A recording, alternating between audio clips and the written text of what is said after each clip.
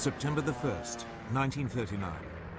German troops thrust deep into Poland to win a swift and absolute victory.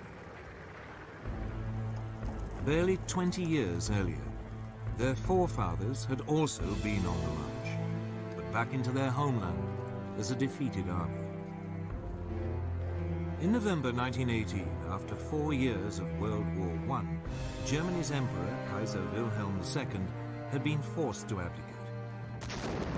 His armies were being ground down by a remorseless offensive by British, French, and US troops. His people faced starvation. But already, a dangerous myth was taking root. The German generals and troops claimed that they hadn't been defeated in battle, but betrayed by their own cowardly politicians. Even so, at 11 in the morning on November the 11th, 1918, the 11th hour of the 11th day of the 11th month, World War I came to an end.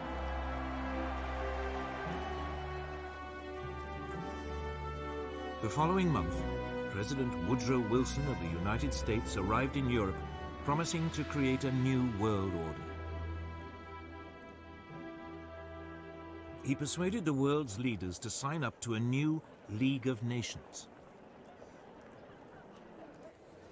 At the Treaty of Versailles, they agreed that from now on, disputes between countries would be resolved not by fighting, but by debate in the League. The peoples of Europe were set free. Germany's ally, the Austro-Hungarian Empire, was dismembered. Out of it, new nations were created: Austria, Poland, Hungary, Czechoslovakia, Yugoslavia, Latvia, Lithuania, and Estonia. Germany itself was greatly reduced in size. But this process contained a time bomb. Not everyone celebrated the birth of countries like Czechoslovakia. Several of them contained substantial German minorities. One day, the desire to reunite the German peoples would come to haunt Europe. The war-torn German people also had one final indignity inflicted on them. They were forced to pay a massive £6.6 billion in reparations to France and Britain, something they could ill afford. And when he returned to America, Wilson's new world order immediately fell apart. The US Congress decided it could not risk being sucked into another war in Europe. It refused to join his league, and the US withdrew into isolationism. Germany was now a very different nation. It was still Europe's biggest country, but its militaristic monarchy had gone. It had become a democracy. But its government, the so-called Weimar Republic, was soon struck by a series of hammer blows. Street battles erupted between extreme right-wing nationalists and communists trying to start a revolution. Then, in 1923, the country was devastated by hyperinflation, which reached hundreds of % a month. Ordinary people's savings were wiped out. This was fertile ground for a new breed of rabble-rousing right-wing politicians. Among them, Adolf Hitler. Hitler had been born in Austria. He had fought bravely as a soldier in World War I and been awarded the Iron Cross. On returning to Germany, he settled in Munich, and his fiery oratory soon enabled him to seize control of the small National Socialist or Nazi Party.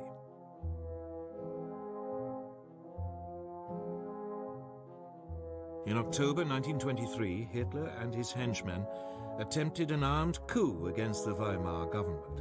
It failed, and he was sentenced to 9 months. In prison, he wrote a book, Mein Kampf, My Struggle, in which he blamed Germany's ills on the Jews and demanded that it rebuild its strength and seek new territories in the east.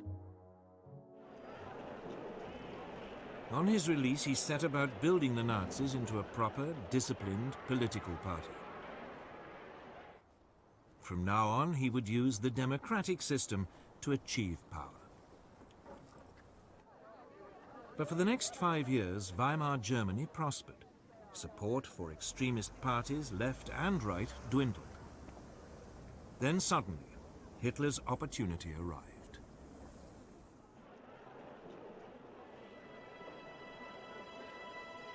In October 1929, the US stock market crashed.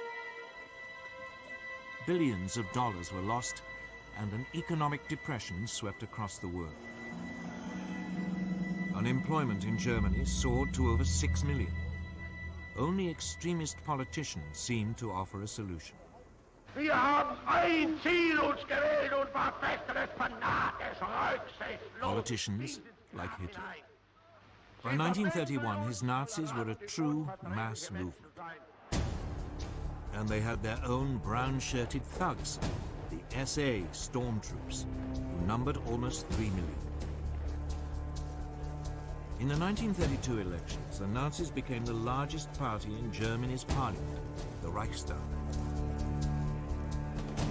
But Hitler refused to join a coalition, leaving parliament paralyzed.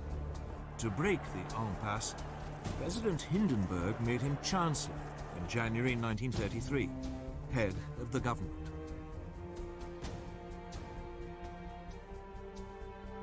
Within a month, the Reichstag burned down.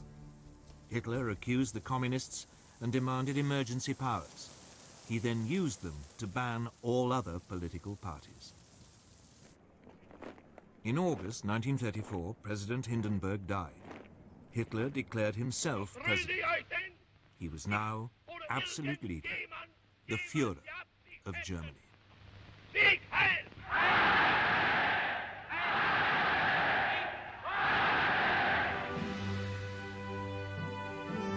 At first, there was little sign of what was to come.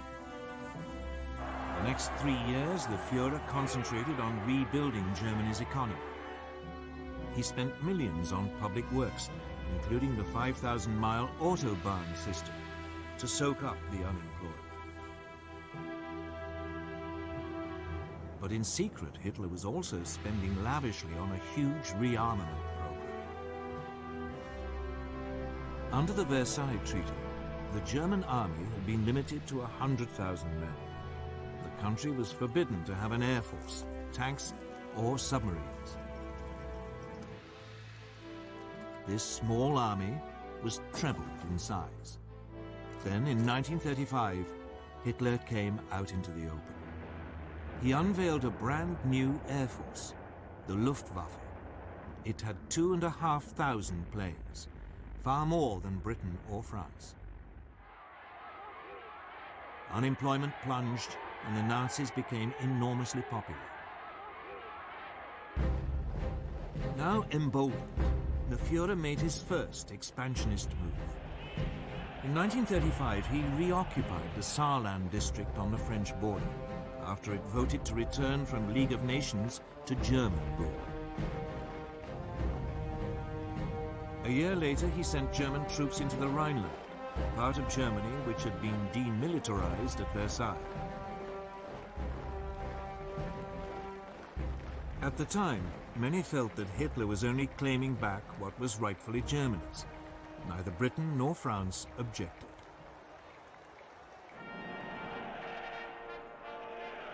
When Berlin hosted the 1936 Olympic Games, the Nazis were seen by many as firm but fair.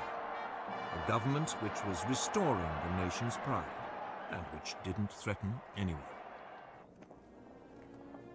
Of course, there were signs. The 1935 Nuremberg laws forbade Jews to marry true Aryan Germans and deprived them of their citizenship. But when the first threats came to world peace, they didn't come from Hitler at all, but from somewhere else entirely.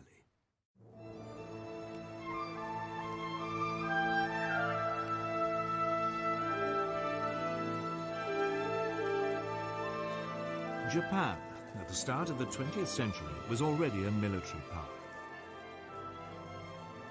It had defeated Russia in a war in 1905, and it had fought alongside the Allies in World War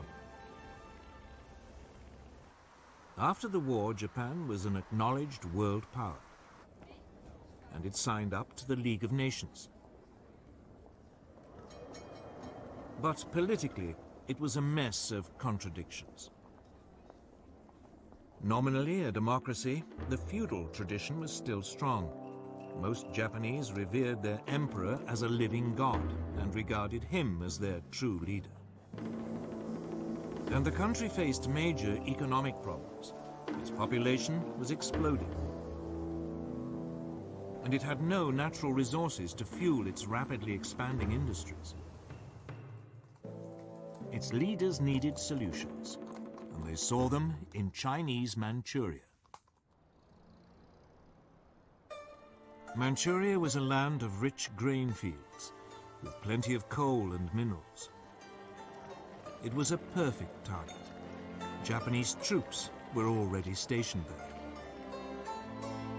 Other possible targets were the colonies ruled by the European powers: Burma, Malaya, and Hong Kong, controlled by Britain, Indochina, ruled by France, and the Dutch East Indies. But at this stage, Japan had to be cautious. They didn't want to rouse the other great power in the Pacific, the United States.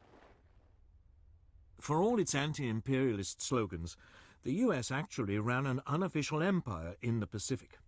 The Philippines, Guam, and several islands were under its direct rule. It undoubtedly had the strength to take on Japan, but since the end of World War I, it had had other distractions.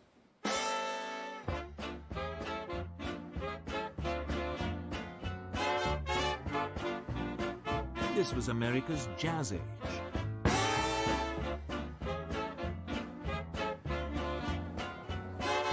Throughout the 1920s, the nation concentrated on exploiting its vast resources. There was an economic boom that seemed without end. Fortunes were made both in industry and the stock markets. America seemed lost to the increasing pursuit of pleasure. With distractions like these, Japan's growing pains in the Pacific seemed very far away. America had slashed its army after World War I and agreed a naval reduction treaty with Britain, France, and Japan. This, in effect, handed naval superiority in the Pacific to the Japanese. And then came the Great Depression.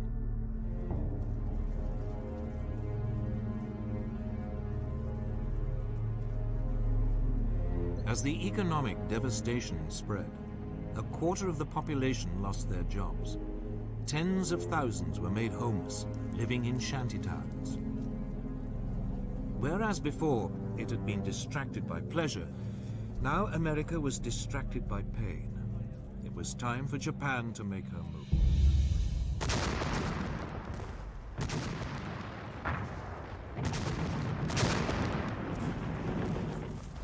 In 1931, without even informing their own elected government, the Japanese forces in Manchuria seized the capital Mukden and then overran the rest of the territory. A puppet state, Manchukuo, was proclaimed under a puppet ruler. Henry Puyi, the last emperor of China, who had been deposed in 1911, was dragged out of retirement.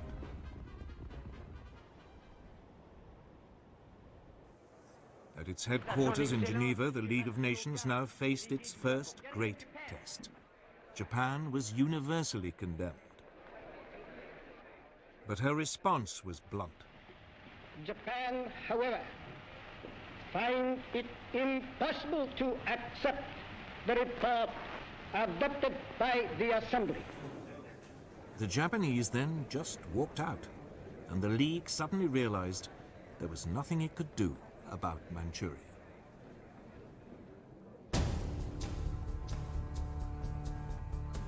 Japan was declared an international pariah, but it didn't care. Its leaders had turned their eyes to further conquests in China. These were easy pickings. China was in a state of chaos. The government of Generalissimo Chiang Kai-shek was locked in conflict with the Chinese Communist Party under Mao Zedong. There was civil war.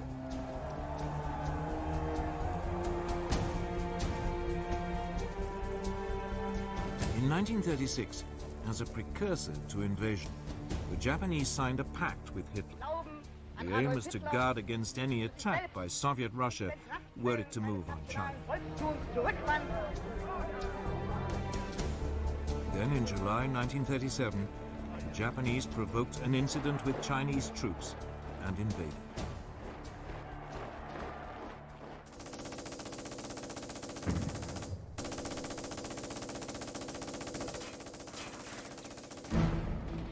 At first, the Chinese were taken by surprise. But they soon fought back fiercely, the communists even joining the Kuomintang in a united front. The Japanese responded with amphibious landings. By the end of 1937, they had overrun much of northern China and the coast.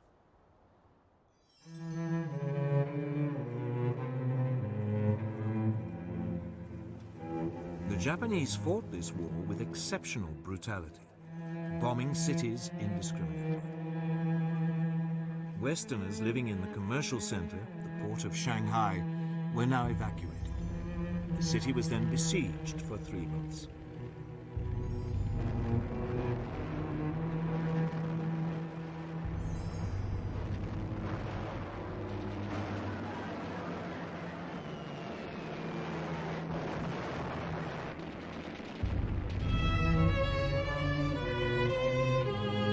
Suffered widespread damage, the Japanese forces showing no pity or concern for the native population. But it was after the capture of Nanking, then the Chinese capital, on December the 17th, 1937, that the Japanese forces really ran amok. Over 300,000 civilians are estimated to have been massacred during a 6-week orgy of rape and indiscriminate killing.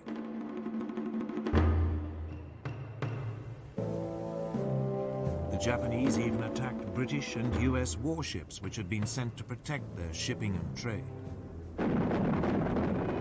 The worst incident came on December the 12th, 1937. The American gunboat Panay was sunk by Japanese bombers. 50 crewmen died. Despite this, the Western powers refused to intervene. So the League of Nations could do nothing. In the United States, President Roosevelt wanted to impose a naval blockade of Japan. It has become clear that acts and policies of nations in other parts of the world have far-reaching effects on us. But the British would have none of it, fearing that it might provoke a war. So all Roosevelt could offer was a $25 million loan to Chiang Kai-shek to buy arms. Even though the communists were now fighting alongside the Kuomintang, the Soviet Union did little to help either. Its only involvement was a series of clashes along its own border with Manchuria. But China itself received nothing. Instead, it had to fight on alone. During 1938, the Japanese overran Canton and pushed the Chinese forces deeper into the west of the country.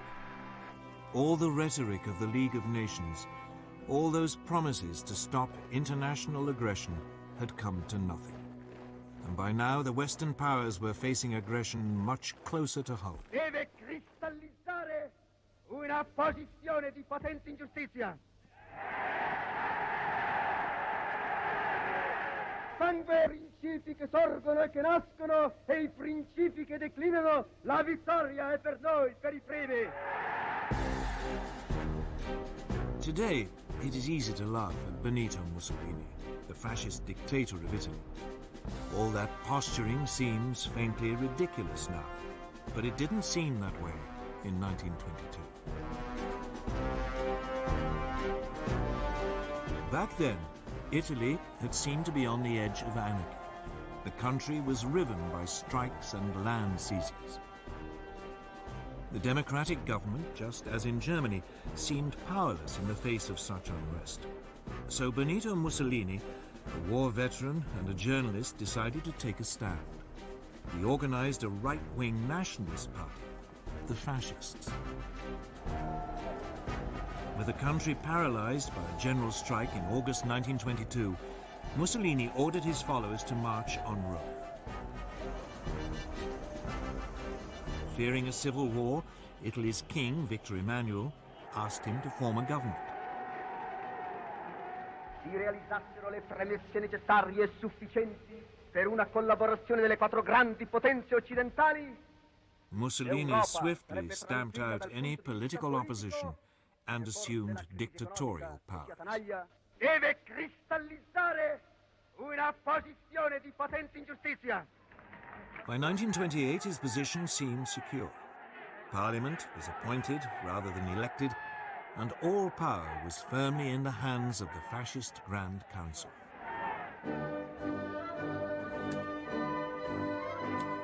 Like Hitler, Mussolini's first acts made him immensely popular. Massive programs of public works provided employment and transformed Italy's infrastructure. Corruption was rooted out and the mafia more or less eliminated.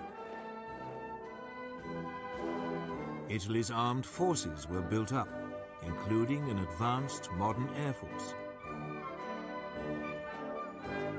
In the Mediterranean, Mussolini launched a powerful navy, bigger than the combined might of the British and French Mediterranean fleets. When the Great Depression came, Italy seemed to weather it better than most.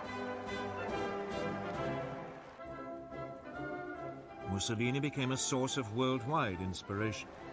Political leaders, not least Adolf Hitler in Germany, saw the fascist system as a role model, strong and purposeful, in contrast to the weakness of the democracies in Britain and France. But Mussolini wanted more than adulation. He wanted to recreate the Roman Empire, and he already had a target in mind for his first imperial land grab.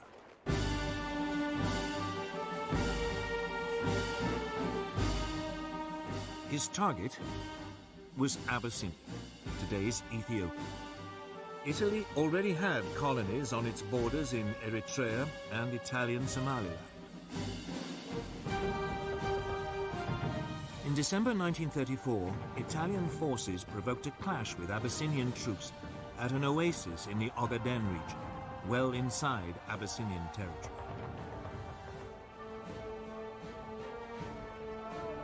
Mussolini then sent reinforcements to Eritrea and Italian Somaliland, demanding that Abyssinia pay reparations. The Emperor of Abyssinia, Haile Selassie, appealed in person to the League of Nations. He called on it to live up to its ideals.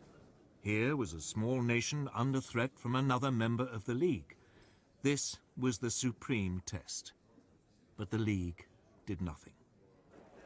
Britain's Foreign Minister, Anthony Eden, at least tried to broker a peace deal, but Mussolini would have none of it. In early October 1935, the Italian army invaded from Eritrea and Italian Somaliland.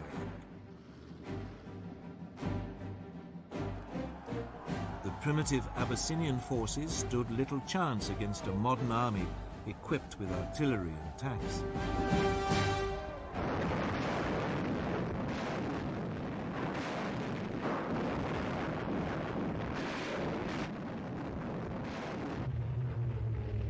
The Italian Air Force had total command of the air and harried the Abyssinians, on occasions dropping gas bombs, even though gas had been outlawed at Versailles. as a crime against humanity. After 6 months, Abyssinia was completely overrun. The Emperor Haile Selassie fled into exile in Britain. From its headquarters in Switzerland, the League of Nations wrung its hands. It did impose economic sanctions, but they had little effect. Mussolini's aggression had revealed two things. The League of Nations, that great hope for peace, was impotent. And both Europe's supposed major powers, the democracies Britain and France, no longer had the stomach for a fight.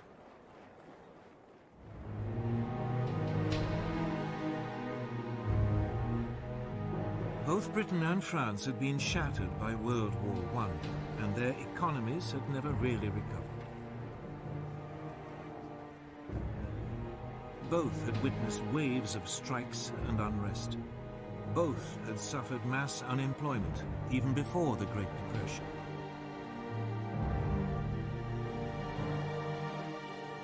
Both also faced the cost of controlling empires, now swollen by taking on Germany's former colonies and the Middle Eastern territories once run by the Turkish Ottoman Empire. And above all, both had been traumatized by the horrific casualties of World War I. A succession of British leaders, Lloyd George, Ramsay MacDonald, and above all Stanley Baldwin, all resolved to keep Britain out of future conflicts. Despite horrific casualties on the Western Front, Britain had ended World War I with a large and very effective conscript army. This was immediately run down to a small professional force designed to police its sprawling empire. And when the Great Depression struck, any ideas of modernizing the army were abandoned. It meant that Britain went into the run-up to war economically and militarily weak.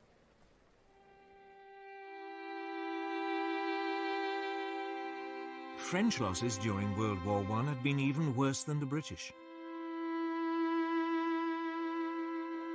Ever mistrustful of the Germans, a large conscript army was maintained. But throughout the 1920s, France's birth rate had declined.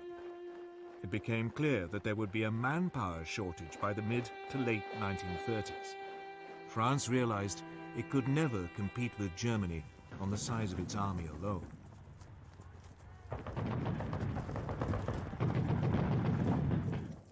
The solution was to adopt an entirely defensive mentality.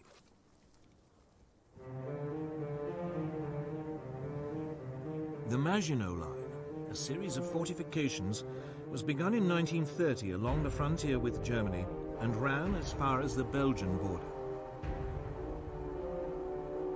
There, it theoretically linked up with fortifications planned by the Belgians. This new French military approach meant that France was only capable of waging a defensive war. It just did not have the ability to launch an attack on Italy, even if the British had had the troops to help. And of course, both countries knew that their navies in the Mediterranean were outnumbered by Mussolini's new fleet.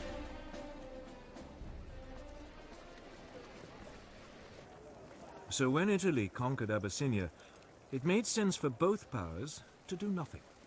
It just seemed too remote, too much someone else's problem.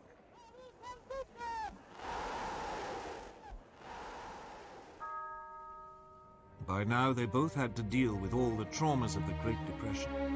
That seemed so much more pressing. And above all, they were now faced with a military threat far closer to home. A resurgent and rearming Germany. And Germany's power, and that of Italy too, was soon about to be demonstrated in supporting the rise of another dictator in Spain.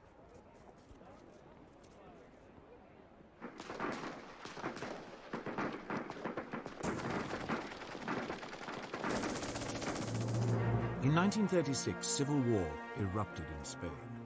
he was exceptionally vicious, setting family against family, communist against fascist, believers against atheists. In 1931, a left-wing government had come to power determined to get rid of the centuries-old Spanish monarchy. The king was forced into exile and a republic was declared.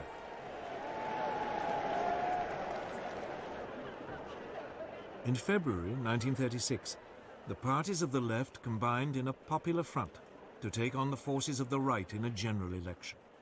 The Popular Front won narrowly. Even though its reform program was modest, a wave of strikes and land seizures led the right to fear that a communist takeover was inevitable.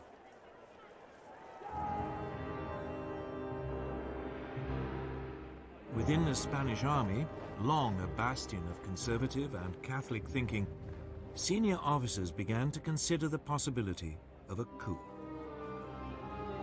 Among them was General Francisco Franco, the former chief of staff who had been effectively exiled to command Spain's forces in the Canary Islands.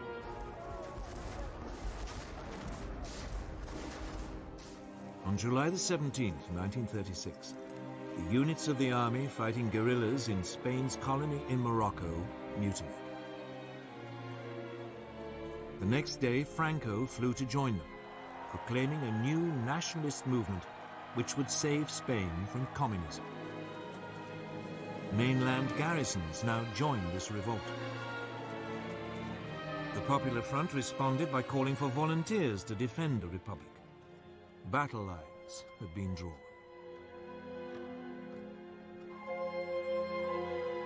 At first, Franco faced problems. He and his army were in North Africa, and he had to get across the Straits of Gibraltar back to Spain.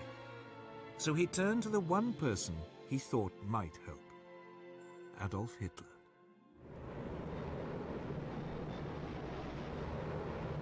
Within a month, transport aircraft from Hitler's new Luftwaffe had begun an airlift, taking Franco's battle-hardened veterans over to southern Spain.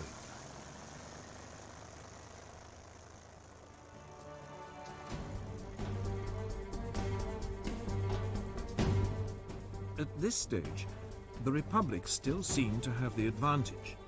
The pro-Franco military uprisings in Madrid and Barcelona were quickly crushed, leaving it in control of most of the east of the country.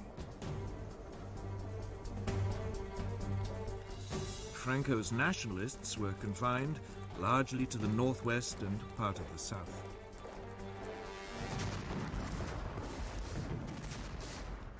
But the nationalist situation was transformed when Hitler and Mussolini started to pour in troops and weapons. The German dictator seized the opportunity to test his new equipment and expanding armed forces. The first Panzer tanks were sent, along with some 12,000 troops. And the Luftwaffe deployed its Condor Legion, with its ultra-modern new bombers and fighters.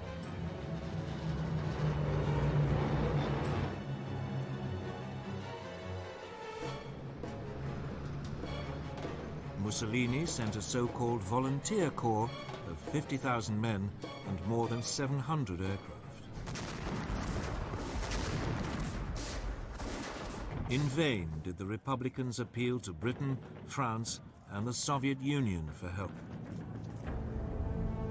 But London and Paris were scared of setting off a European war. They declared a policy of non-intervention. Cynically, both Germany and Italy signed up to this. But when it became obvious that they were still sending arms to the nationalists, Joseph Stalin, the Soviet leader, announced that he would help the Republic. Stalin's worry was the rise of fascism in Germany. Hitler had made it abundantly clear that he believed communism to be Nazism's ultimate enemy. Stalin saw the Spanish conflict as a way of keeping Germany and Italy occupied while building up the Soviet Union's military strength. About 700 military advisors were sent, along with tanks and fighter aircraft. It was something, but no match for the support Franco had received. In fact, the largest source of outside help for the Republic didn't come from a country at all, but from volunteers, the international brigades.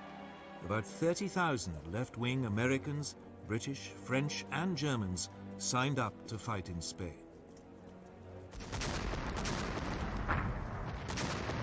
With their new fascist support, the nationalists were able to open two fronts, one advancing towards Barcelona from the north, the other led by Franco, pushing up towards Madrid from the south. By the end of 1936, Madrid was enveloped on three sides and virtually under siege. The fighting was intense and often accompanied by appalling atrocities against civilians. The Republicans hunted down and murdered Roman Catholic priests. The nationalists slaughtered anyone accused of being communist. German and Italian air power was used indiscriminately against civilian targets. Madrid was heavily bombed. But the worst incident came in April 1937, when the Basque town of Guernica was virtually obliterated, with 6,000 civilian deaths. The area controlled by the Republic was steadily ground down. Its forces fought with great gallantry, but undertrained and under-equipped amateurs were no match for the professional soldiers led by Franco, or for the combined modern weaponry of Italy and Germany.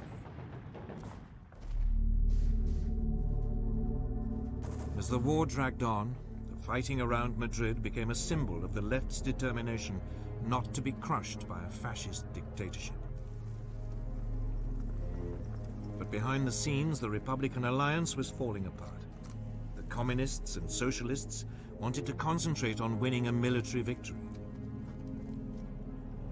But the more idealistic anarchists and syndicalists saw the war as an opportunity for a mass revolution by the workers.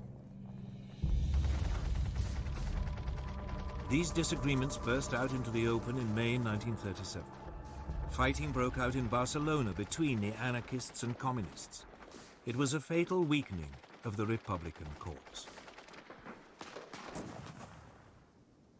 By the end of 1938, the nationalists had penned their enemy into a small enclave around Barcelona, and another stretching eastward from Madrid to the coast.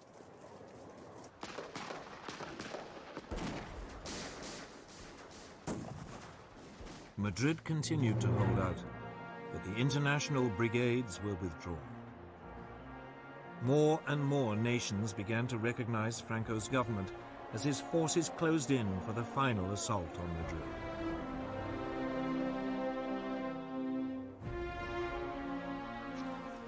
At the end of March 1939, its defenders, exhausted after nearly 3 years of fighting, the capital finally surrendered.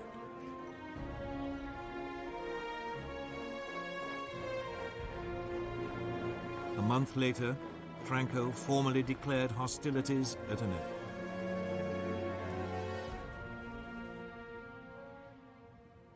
The scars of Spain's civil war took years to heal, and in some ways, they never have. And internationally, Franco's victory over the Republic proved a disaster.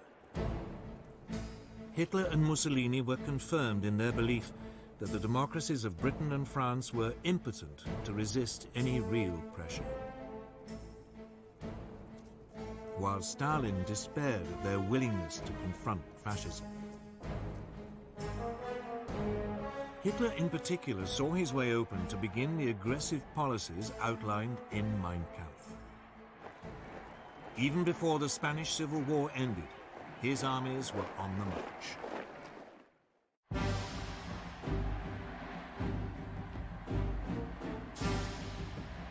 From the moment he became Chancellor of Germany on January the 30th, 1933, Hitler had begun to put his long-term ambitions into action.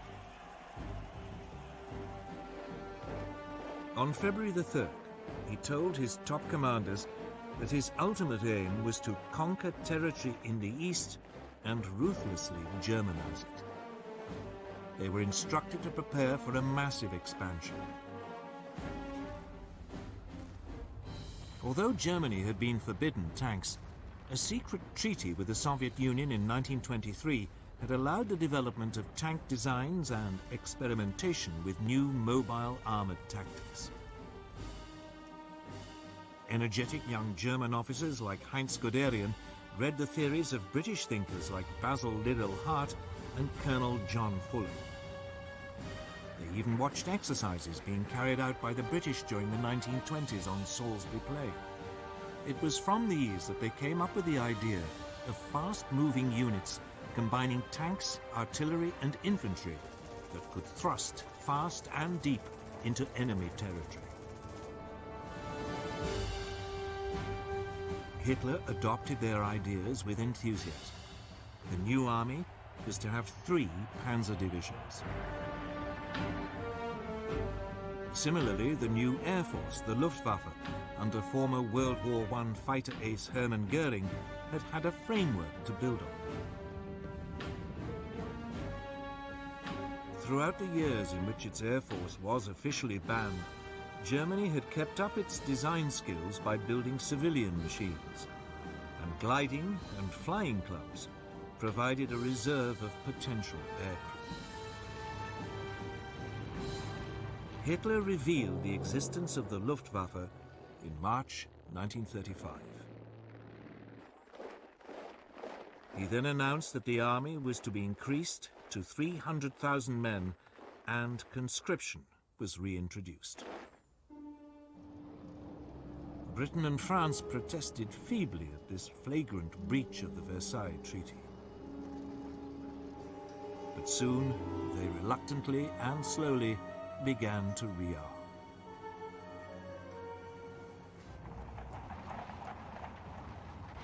Until this point, Hitler had been modest in his goals. He had only taken back what was his, the Rhineland and Saarland. But now he had a grander target in mind, his homeland, Austria. In 1934, Austrian Nazis had attempted to seize power and unify the country with Germany. The Austrians, after all, spoke German, even if they had never been part of a German state. In February 1938, another Nazi plot was discovered. Austrian Chancellor Kurt von Schuschnigg protested to Hitler. Hitler responded by demanding that Austria stop mistreating the Austrian Nazis and unite with Germany. Die Jugend ist uns verschrieben und verfallen mit Leib und Seele. Schuschnigg promptly called a referendum so that the Austrians could vote on whether to remain independent. But on March the 12th, 1938, the eve of the referendum, Hitler, fearing that it might produce the wrong result, sent in his troops. Complete surprise and an enthusiastic welcome by Nazi sympathizers made it a bloodless invasion. Within hours, Hitler announced Austria's incorporation into the Third Reich. A sovereign nation had, for the first time, been subsumed into a greater Germany. Once again, the Western democracies failed to react. In the summer of 1938, he turned on his next prey, Czechoslovakia. A substantial German minority lived in the northwest of the country, an area known as the Sudetenland. These Sudeten Germans had been part of the old Austrian Empire, but had been cut off when Czechoslovakia was created in 1919. This was the time bomb that had started ticking at the signing of the Treaty of Versailles. Hitler encouraged Sudeten German demands for autonomy and then threatened the Czech government with force if it refused to agree. Undaunted, the Czech government ordered general mobilization and prepared to resist. The Czechoslovak army was large and well equipped, with formidable fortifications on its frontier with Germany. Hitler backed off. But then at the beginning of September, concerned that war might be imminent, the British Prime Minister Neville Chamberlain decided to act as a peacemaker. He flew to meet Hitler twice. The Nazi dictator assured him that if he could have the Sudetenland, he would make no further territorial demands in Europe.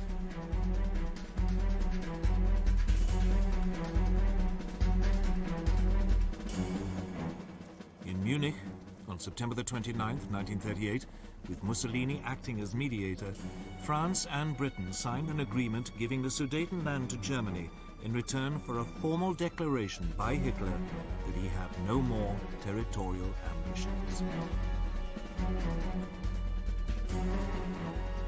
Chamberlain flew back to Britain waving the piece of paper which he claimed guarantees peace in our time.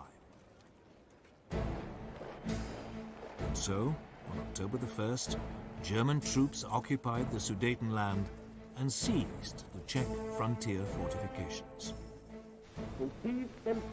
Hitler now began sizing up his next target, Poland. Eine große Nation muss dauernd zusehen, wie gegen Recht und vertragliche Bestimmungen Angehörige des Blut. Again, the nominal cause was a German minority marooned as a result of the Versailles Treaty. Also normalen Staatenverbrecher. Hitler demanded the return of the port of Danzig to German control, so that East Prussia could be linked up with the rest of Germany. The Poles refused, and Hitler hesitated. He was not quite ready for all-out war, and he had unfinished business with Czechoslovakia. In March 1939, the eastern part of the country, Slovakia, which was ethnically different to the Czech lands, appealed to Hitler for help in achieving greater independence.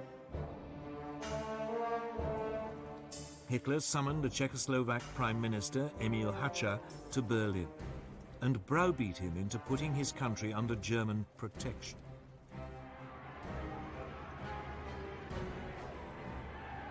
German troops now marched into the rest of Czechoslovakia, unopposed.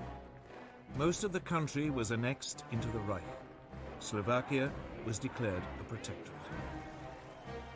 For the first time, Hitler had seized non-German-speaking territory. But again, there was only a feeble protest from Britain and France.